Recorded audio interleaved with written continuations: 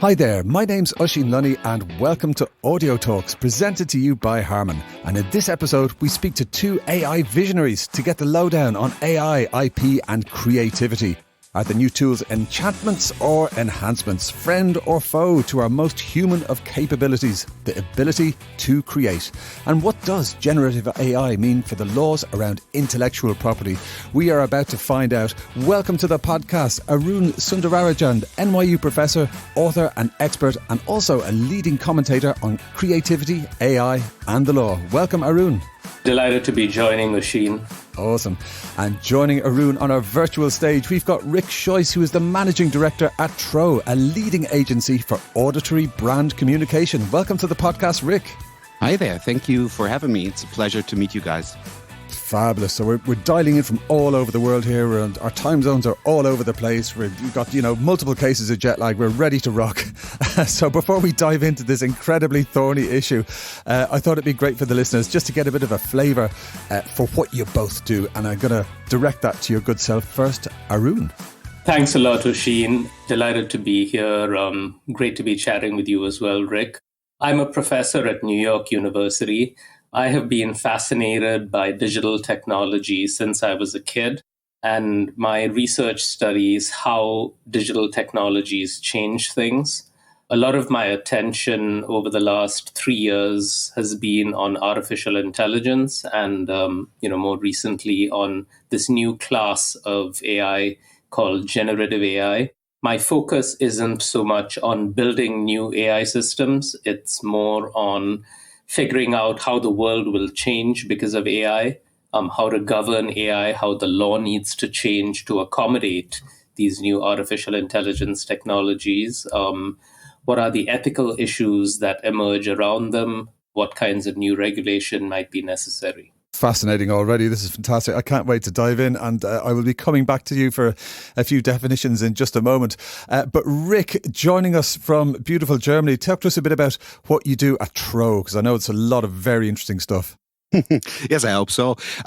Basically, as you said, we're an agency for auditory brand communication. So we consult brands on how they should sound in terms of music, sound and voice, which elements they need for their communication, how to use them most effectively. And we do this at the level of strategy, conception, and production.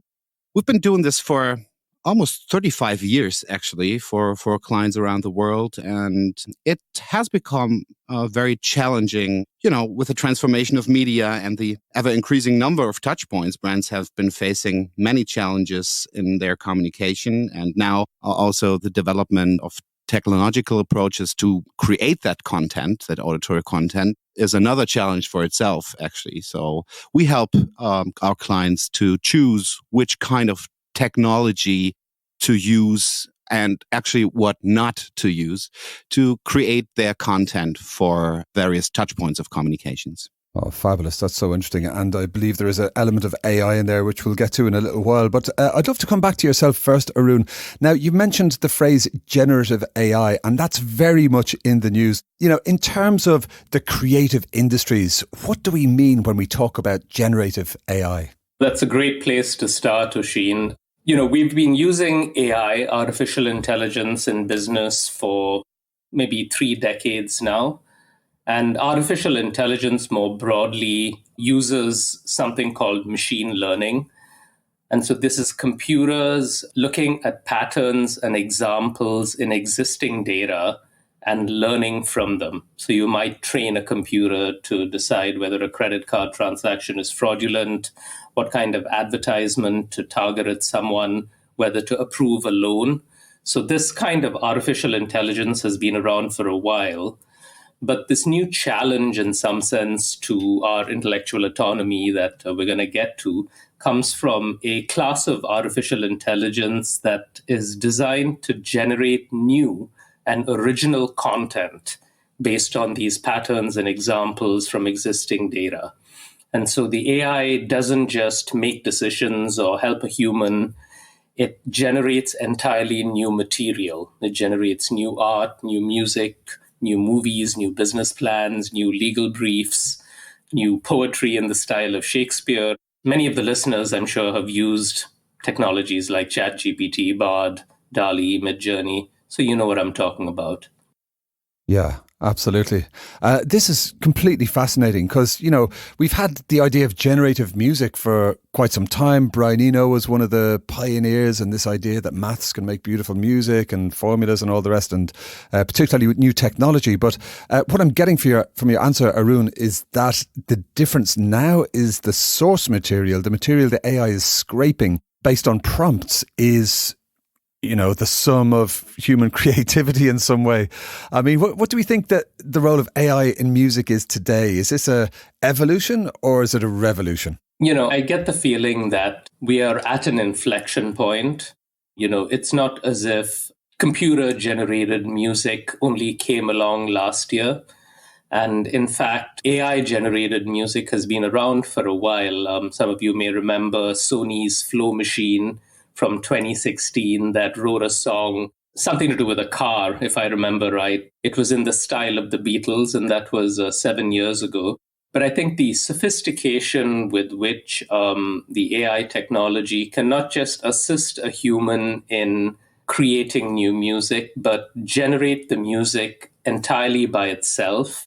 And not just that, do it in the style of a particular human artist. We're used to the idea of computers making music. What's new is the computers being able to mimic exactly the style of a particular artist, even if the artist is not very famous, based on just a few examples of prior songs written by the artist. Wow. Well, 2 words, mind blown. I mean, this is such interesting stuff and it seems to be moving really quickly. But coming back to yourself, Rick, now I know because we had a chat at DMXco a few weeks ago over in Cologne and that was tremendous fun. And I learned a lot about what you do over at Tro.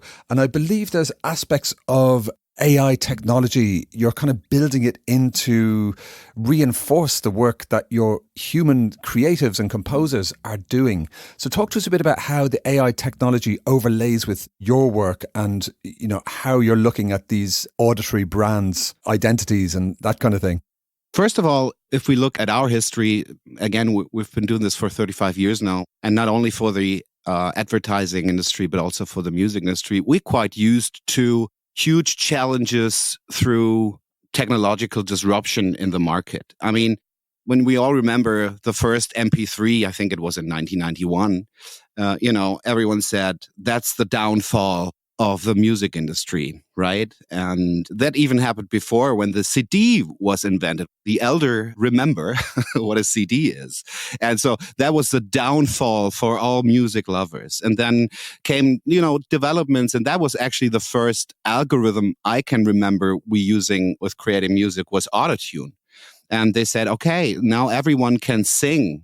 So that was the downfall of music as an art form. And then came, the 1998 Cher song Believe that has popularized that technique of using autotune to distort vocals. And so we have been facing, of course, a lot of so-called downfalls of our industries. But the things happening now are quite different from that, of course. I mean, we're shifting really from using technology and AI as a tool to create to a tool that creates itself, as Arun said. And that changes our business pretty much from just, creating and producing music into the direction of more consulting which tools to use for our clients and to curate music, actually. So that's the big difference in our business.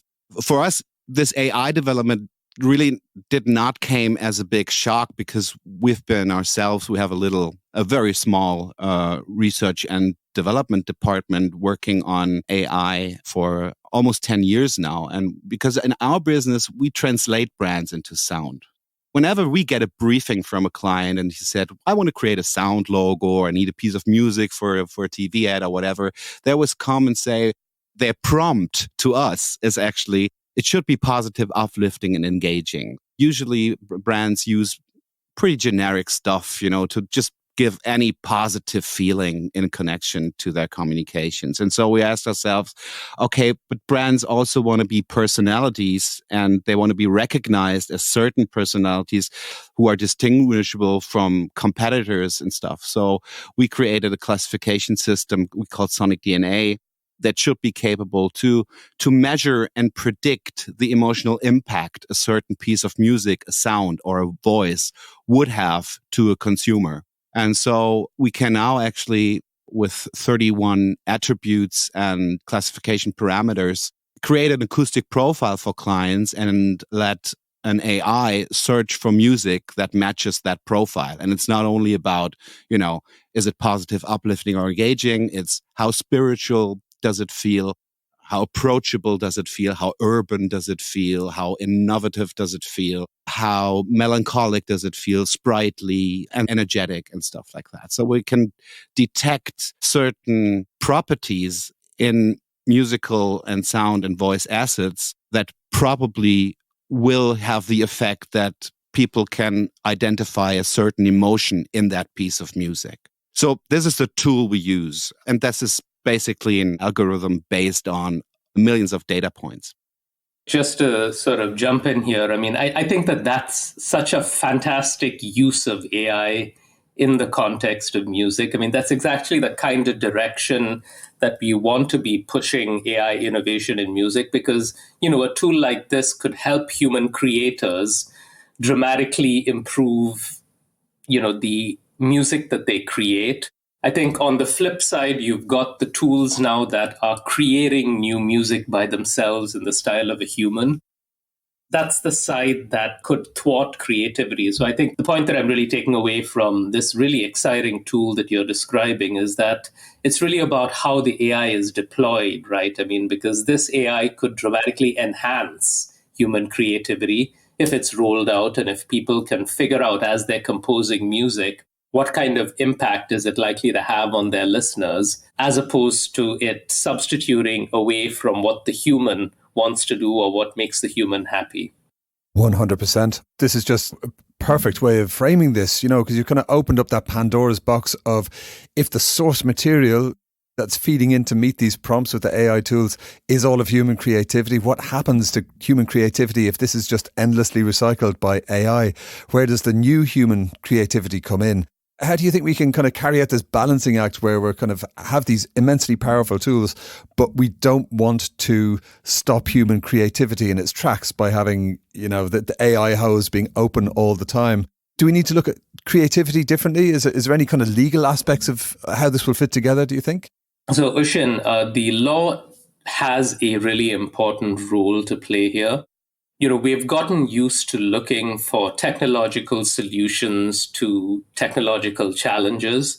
For the last 10 years, we've had, large tech platforms and an associated, a whole bunch of problems associated with them. And, we've gotten into the habit of saying, well, the platforms will create guardrails, they'll solve the problem. But with intellectual property and with, creating music in particular, I think really whether human creativity thrives is going to depend on whether governments take action to sort of redefining the boundaries of what human beings own and what should be done by human beings with their permission rather than by machines. I don't want to get too deep into the weeds of the law here, but the main problem that we have right now in intellectual property laws across most countries is that you don't own your artistic style. There is no protection that you have for someone else creating music in your style. Exactly. Yeah. You have the rights to the composition, right? Not to the sound. That's a big difference. Yeah. Yeah, and that seemed to work well until now, and it actually enhanced creativity because, people could imitate other people's styles. But once you've got the AI system that can mimic perfectly someone's artistic style, you have to ask, should we redefine the boundaries of what is owned by the human a little bit so that we don't completely quash creativity? There's some technologies like Mubert, for example, they use material of artists, and it's not really a generative music AI, but an adaptive music AI. They use, songs of artists and with consent, of course. And then the AI creates versions of that music in many different styles. And also, the composition can be adapted. That's probably easy to, if you have artists to say, okay, this is my content, you can use that content to create different content from that, but it's still based on that. I think that's already legally complicated, right? Because you don't know really where does the new composition start. But again, yeah, with completely generative music, it's very difficult to decide who owns the copyright to a certain recording and composition. Yeah, I mean, what do you think this means for copyright law? Are we going to have to redefine what copyright means? I think we should. I mean, even stepping back before we get to copyright, to intellectual property in general, patents, trademarks, and so on. It was a branch of law that was created in order to account for the fact that certain kinds of property isn't naturally owned by just one person, right? I'm sitting on a chair, that chair is mine. Nobody else can sit on the chair, well, unless we both are really uncomfortable at the same time. But it's not the same for a piece of music, an idea, a pharmaceutical formula. And so countries started a few hundred years ago recognizing that we've got to treat this kind of property differently, divide the rights up between the person who creates it, the person who buys it, the person who wants to, build on it in the future. And that's been an evolving target, and an evolving division of rights between the creator, the listener, the future innovator for the last few decades, definitely. And so we need another redefinition. I just think that this particular redefinition is going to be a little more significant than the ones that preceded it, because the challenge is so much more significant. Indeed. Yeah, it's a huge can of worms we've opened. It is literally that Pandora's box. We've heard some good examples there earlier of how AI is kind of sitting alongside human creativity, but also how it's able to generate an incredible variety of stuff based on the inputs and the prompts, and it does sound alikes par excellence. Do we think that AI music robots are going to take all the music jobs forever? I mean, that's a deliberately leading statement, but if there's any musicians listening, what would you tell them about whether or not to embrace AI or how to look at it? An answer would be with a clear no. AI is great in recreating and learning from data. A little bit, up to now at least, remains to be, truly original in creativity like humans. And I think maybe that's also a little bit of a philosophical question. There will always be one difference between a human being and an AI. And that difference is, we have a German word for that. Pretty sure that there's not a specific English word for that, and the word is Geist. And it means a lot of things. You know that from the word Zeitgeist, which means pretty much the spirit of the time. And Geist means mind, it means spirit, it means soul. It's a philosophical term. And I think that AI will not have a mind or a soul or a spirit ever. And I think people really want to resonate with things. And, modern age is all about making things available, making the whole world available to us, And I think in creativity and art, there will always be something, maybe I'm too romantic when it comes to that, but there will always be something that is unavailable. If I listen to a track that's generated by AI, I can identify emotion in that. But do I really resonate with it if I know it comes from an AI? Or can I resonate better with a piece of music that I know has a history and someone's expressing emotion as a human being? And I, up to now at least, believe that maybe people can tell if a music is composed by an AI or by a human being, but they still want the composition and the music by human beings. I think that that's awesome, Rick. I'm fascinated by the word Geist. I agree with you. It's going to be a while before AI has the spirit or that quality that is described by Geist. But to be the pragmatist to your romantic, I still do fear that there is going to be a very significant challenge that AI is going to pose to the music jobs, because while there will always be people who will create music, even if there is no commercial avenue, that presents itself to them, even if you can't make money off of it. Unless we actually take action today to give creatives more ownership over what they've created in the past and what might be created in their image, in their style in the future, it's going to seriously restrict the commercial opportunities that a lot of musicians have. It may be the case that today's listeners will still want to feel that the song was written by an artist that they recognize, by a human. But tomorrow's listeners may grow up being completely satisfied with the experience of listening to AI-generated music. That may be the music experience that they end up identifying with. It's possible that 100 years ago, the only music experience that human beings related to was listening to someone perform something live. Now we get that feeling of joy by listening to pre-recorded music.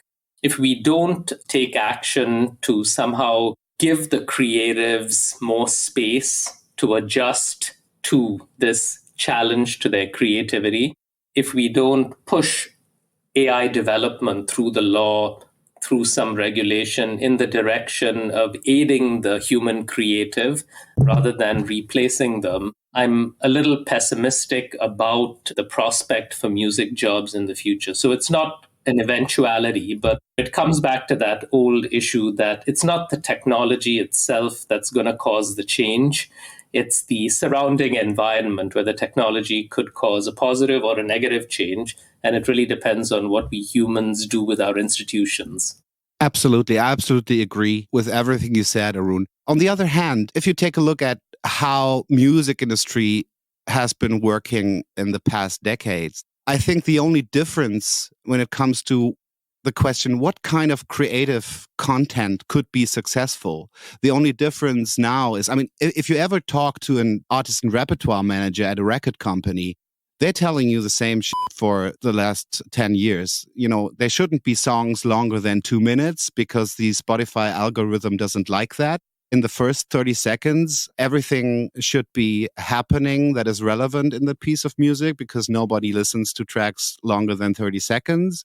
And there are always different, certain styles that are very successful. And the music producers around the world sitting in sessions as human beings pretty much do what generative AI does now. They just do it not as fast and not as efficient. So I think that's a development that has taken place even long before the possibility of generative AI. And so I agree, we can decide as consumers and as creatives how to use these tools.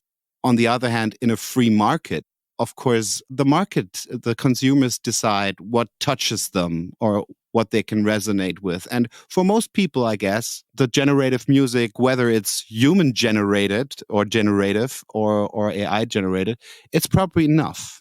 But there's still a huge target audience for art, musically speaking, that really resonates, I guess. Yeah, I love that. The exact phrase that you just used there. There will always be a market for art, because if something is AI generated in its entirety, maybe it'll be marketed differently, but will it ever resonate with us in the same way? Because, our relationship with musical artists is very much about the backstory.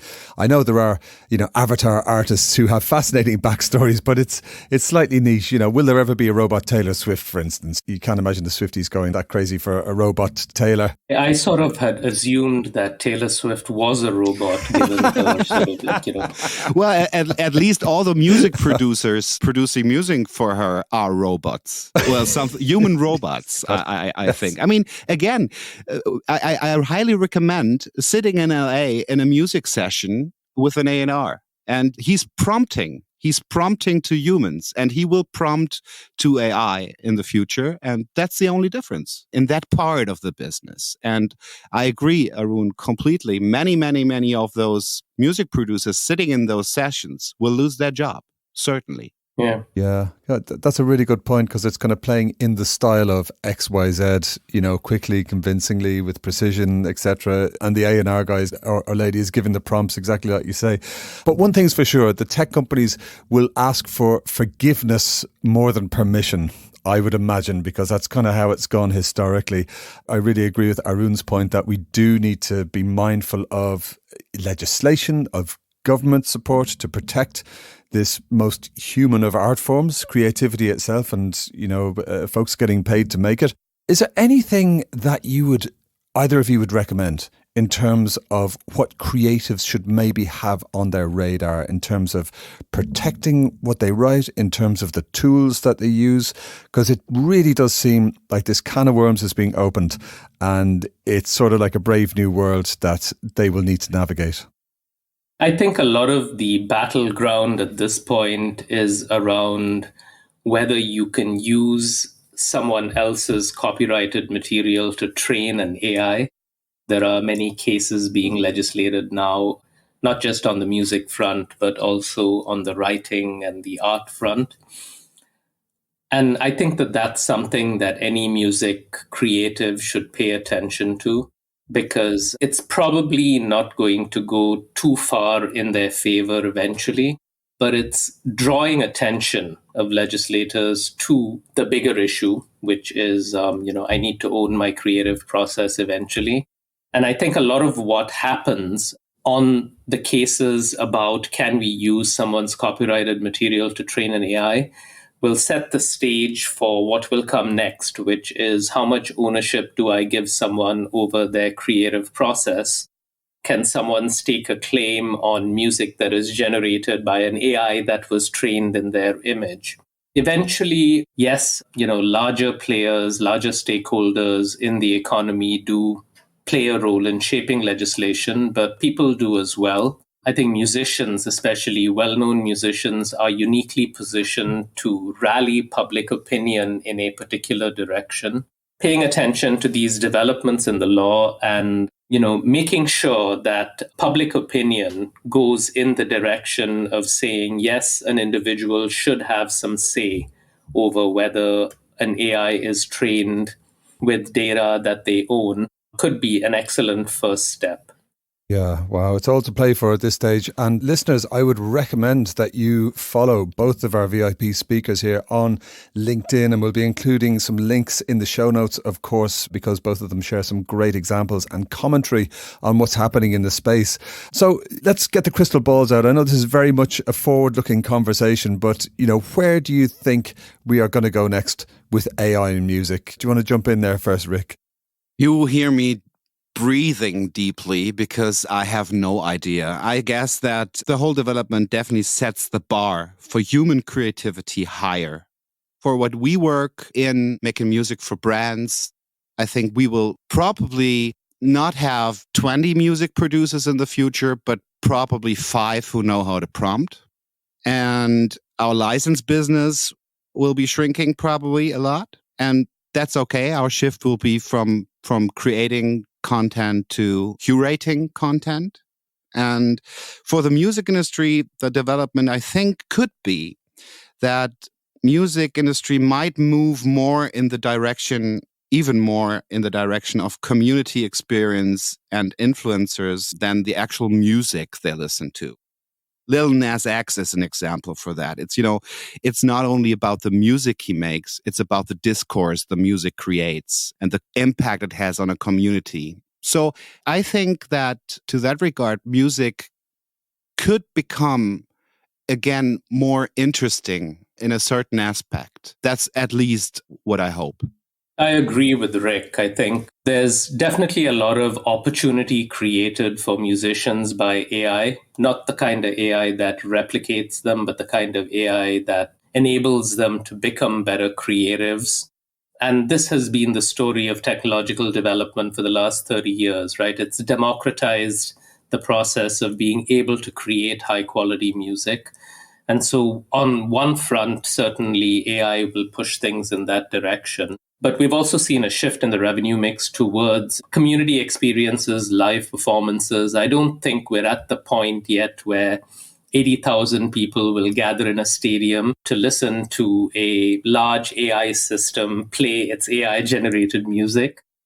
You never know. Maybe they will, but we've got at least 10 or 20 years until we reach that point. But what I'm getting to is that certainly live performances, we may come full circle, right? I mean, 200 years ago, all of the revenue that musicians generated was from live performance, or a significant fraction of it. It's possible that a bigger and bigger fraction of what allows musicians to earn a living is going to be from the performative rather than the recording dimension.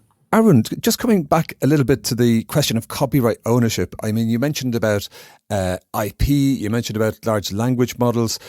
What's your take on hybrid works between the AI and the human?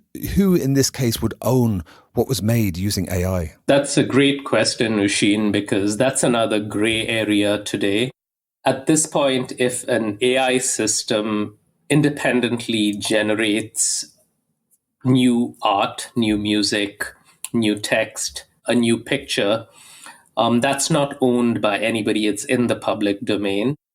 It's not like the creator of the AI can stake an ownership claim. If the human being and the AI collaborate in some way on creating new art, I think in some jurisdictions, the human has to demonstrate that they provided enough input before they can stake a claim.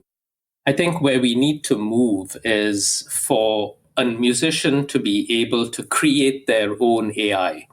Meaning, if I've got a library of songs, I can then use some commercial system to train an AI to be able to generate my music like me.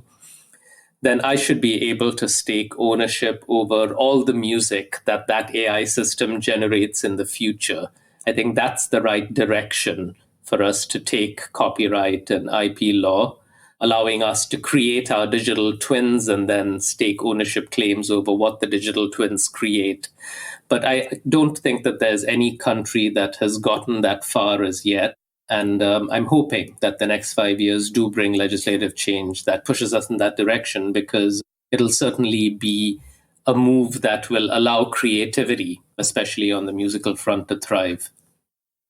Indeed. I had a great chat with somebody from a company called DeepL a few weeks ago, and they were talking about this, the perennial concept that if your product is free, if the thing you're using is free, then you are actually the product. And, this counts for a lot of the LLMs as well. If you're asking certain, like for translation or any particular answers, all of the stuff that you put into the model is going to help it learn. And that could be an issue if, say, you're competitors or somebody you don't really want to sound like you goes and uses the same tool. So I think the idea of securely siloed AI instances for particular artists is very, very compelling, because the alternative is a bit of a free-for-all. And now we come to the point of the podcast where I ask you both a very important question that we ask all of our VIP guests on the Audio Talks podcast, and that is to choose a track for our title playlist. And I'm going to refer to your good self first, Arun. Well, this was such a tough question, Ushin, because there are so many great tracks that I could recommend, but I think I finally converged on The Chain by Fleetwood Mac. This is a song that I think it reflects so much human creativity in an era of AI. And it's also a song that I still feel is so much better when you listen to it on vinyl relative to digital. And so I feel like it's a great song for people to be introduced to in some way, and definitely a great addition to your track list. Phenomenal. That's absolutely a championship form there, Arun. Thank you very much. And Rick, coming over to your good self, what song would you like to add to our title playlist? For me, it's surprisingly easy. The song is called Hour Follows Hour by the Canadian artist Ani DiFranco. And I basically listen to that song almost every morning when I'm under the shower when she sings. And then things fall and they break, and gravity sings. Would try to keep an eye on the big picture. Picture keeps getting bigger. And yeah, I love that song a lot. So I recommend it to everyone. Beautiful. Thank you so much. That's great. I look forward to diving into that. The lyrics are already giving me goosebumps on the back of my neck. And I'm going to take a very literal interpretation of the theme of the episode, and I'm going to add the flaming embers, robot in a robot world. So thank you so much for joining us on the podcast, Arun Sundararajan. Thank you, Ushin. This was a wonderful conversation. Really looking forward to continuing it with our listeners in, whatever way they see fit. I'm easy to find online if you want to chat more. And Rick Scheuss. Thank you so much. It was so much fun with you guys. Outstanding. Listeners, don't forget to subscribe, comment and share Audio Talks with your friends and family. If you're enjoying the Audio Talks series of podcasts, why not pop over to Apple Podcasts, Spotify or wherever you get your favourite podcasts and leave a nice 5-star review. It really does mean a lot and it helps new listeners get to know about the awesome guests we talk to in every episode, like Arun and Rick. In the meantime, for more exclusive content, some behind-the-scenes goodies and maybe even some competitions, feel free to connect with us over on the Instagram. You can find us at Audio Talks Podcast. We'll be back soon for some more artificially intelligent Audio Talks. See you next time.